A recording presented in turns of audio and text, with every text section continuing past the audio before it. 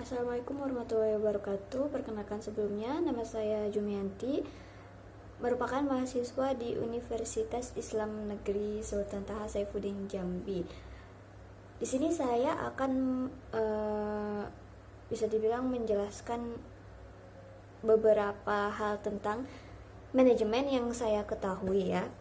Jadi manajemen berasal dari kata manage yang artinya mengelola atau mengurus, kemudian mengendalikan, merencanakan, bahkan memimpin jalannya suatu kegiatan. Manajemen juga dapat diartikan sebagai seperangkat prinsip yang berkaitan dengan fungsi perencanaan, pengorganisasian, pengendalian, bahkan pengawasan dalam suatu instansi perusahaan atau bahkan dalam organisasi. Jadi di dalam organisasi kita juga perlu mempelajari tentang manajemen. Bagaimana mengelola sebuah organisasi tersebut. Jadi bukan hanya perusahaan saja yang bisa memiliki manajemen.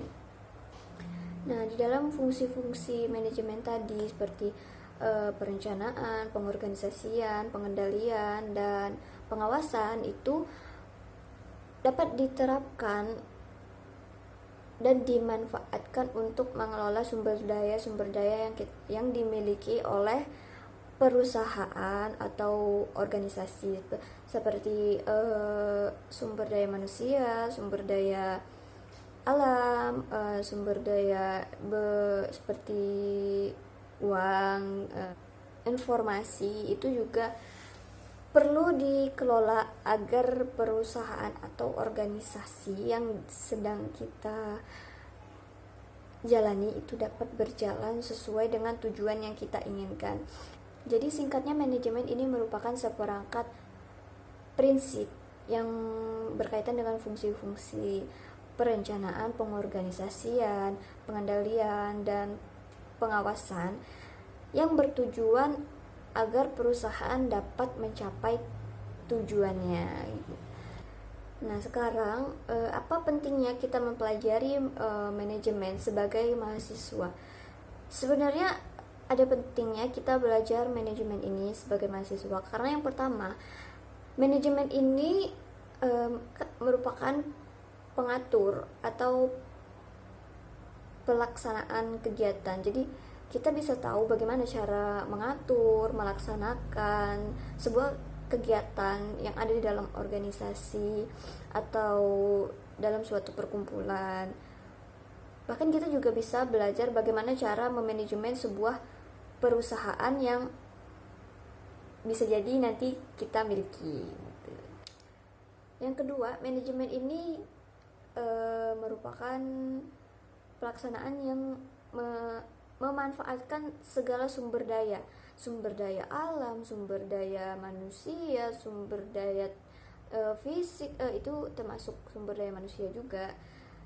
Seluruh sumber daya itu bisa digunakan dalam manajemen. Yang ketiga, mengapa kita penting untuk mempelajari manajemen ini? Karena di dalam manajemen yang baik kita dapat mengurangi biaya-biaya operasional, karena di dalam manajemen kan ada prinsip perencanaan, dimana dalam perencanaan itu kita dapat merencanakan apa-apa saja yang diperlukan dalam suatu organisasi, perusahaan, sehingga tidak berlebihan dalam mengeluarkan biaya operasional. Yang keempat, dalam manajemen kita juga dapat lebih disiplin terhadap waktu, dapat memanajemen waktu, karena dalam manajemen itu ada ya tadi itu perencanaan, jadi semuanya sudah terencana. Jadi sebagai mahasiswa, manajemen itu sangat berperan penting dalam kehidupan mahasiswa, dimana mereka harus memanajemen waktu untuk membagi waktu membuat tugas, membagi waktu untuk kuliahnya, membagi waktu organisasinya, karena mahasiswa ini kebanyakan juga aktif dalam organisasi. Jadi bagaimana mereka manajemen waktu agar waktu untuk mereka aktif dalam organisasi dan waktu mereka dalam kuliah itu tidak tidak bertabrakan, jadi semuanya itu termanage dengan baik gitu. Jadi itu tadi pentingnya kita sebagai mahasiswa mempelajari manajemen. Selanjutnya di sini saya akan menjelaskan tahapan tujuan perusahaan mulai dari top manajemen sampai ke low manajemen. Jadi dalam tahapan tujuan perusahaan itu ada 3. Yang pertama itu ada top manajemen, kemudian middle manajemen, lalu paling bawah itu ada low manajemen ya. Dimana top manajemen ini biasanya dia orang yang memberikan arah dan visi perusahaan. Jadi dia yang mengarahkan bagaimana perusahaan ini akan berjalan, berlangsung agar tercapainya tujuan perusahaan tersebut.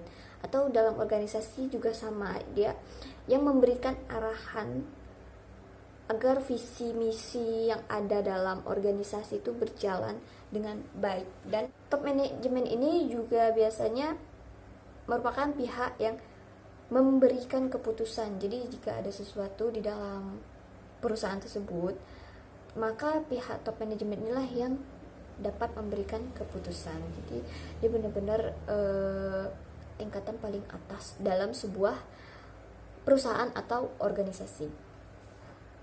Yang kedua, tahapan yang kedua selanjutnya itu ada middle management. Middle management ini merupakan pihak yang menerima arahan dari top manajemen tadi. Jadi top manajemen kan memberikan arahan. Nah, arahan itu kepada si middle tadi. Ada si middle management. Nah, middle management ini yang menerima arahannya. Jadi sesudah dia memberikan arahan akan diteruskan kepada low management. Nah, di sini low management yang akan mengerjakan atau memproses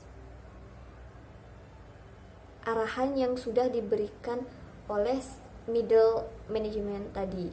Jadi low management ini ibaratkan tahapan terakhir dalam sebuah perusahaan. Jadi baiklah, selanjutnya saya akan menjelaskan beberapa peranan penting seorang manajer di dalam suatu perusahaan.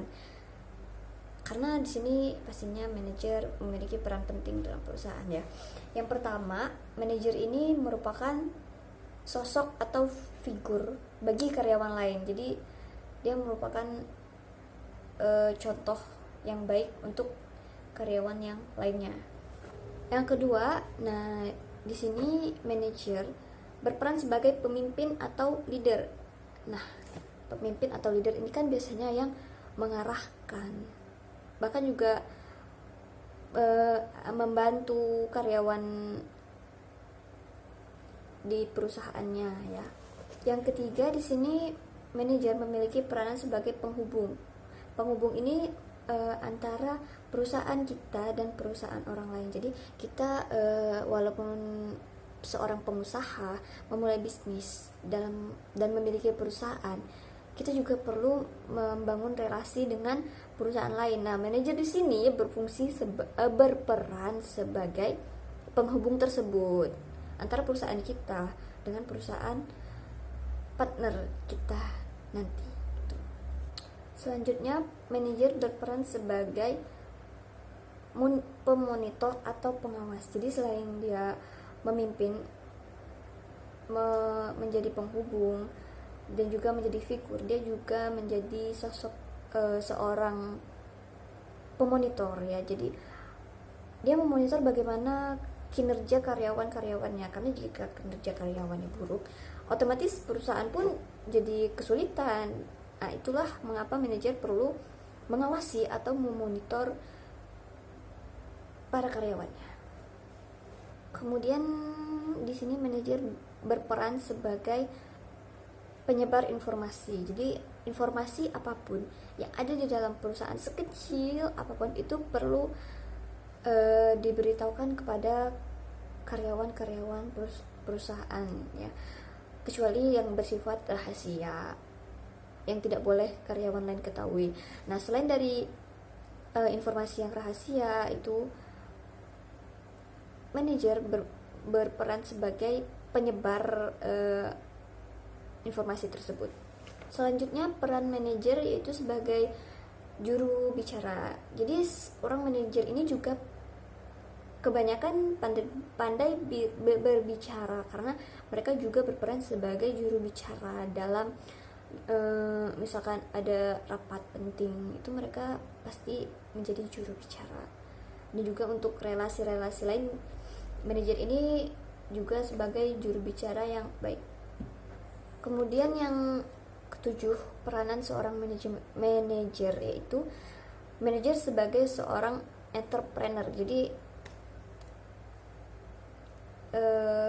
manajer ini memiliki jiwa pebisnis, sehingga dalam menjalankan perusahaan pun mereka tahu bagaimana menjadi seorang entrepreneur, pebisnis, begitu.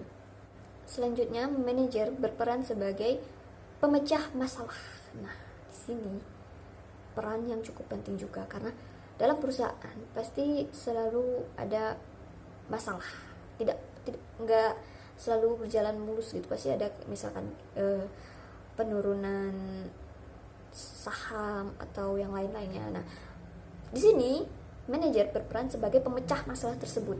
Bagaimana masalah itu dapat terselesaikan dengan baik.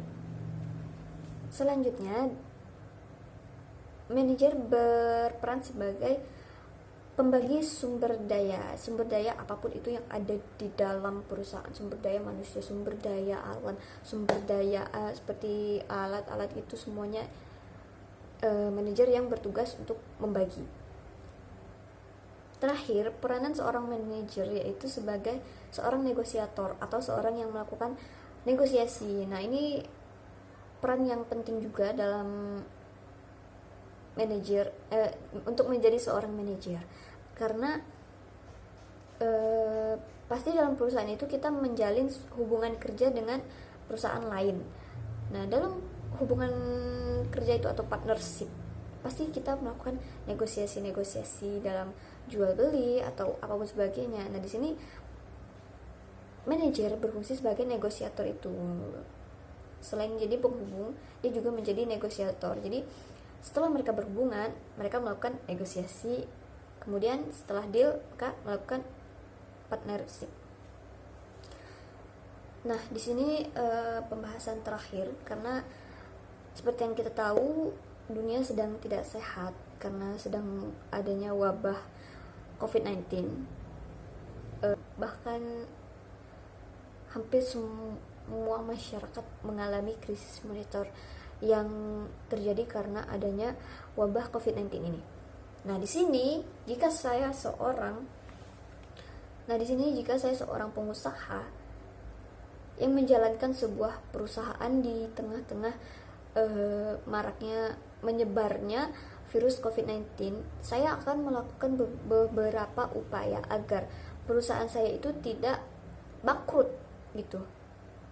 Karena di sini banyak perusahaan yang bisa dibilang sangat-sangat krisis gara-gara COVID-19 ini. Jadi beberapa upaya itu, yang pertama itu saya tetap mempekerjakan karyawan saya. Jadi saya tidak akan melakukan PHK secara massal atau beberapa begitu. Enggak, saya akan tetap mempekerjakan karyawan saya, tapi dengan cara yang berbeda, yaitu work from home. Jadi mereka bekerja di rumah, karena sekarang kan teknologi juga sudah canggih, jadi bekerja di rumah pun itu sudah mudah ya. Secara online itu semuanya udah mudah. Di situ walaupun bekerja di rumah, saya akan tetap memantau, memonitor jalannya bagaimana kinerja mereka selama work from home, agar perusahaan juga tetap berjalan dengan baik.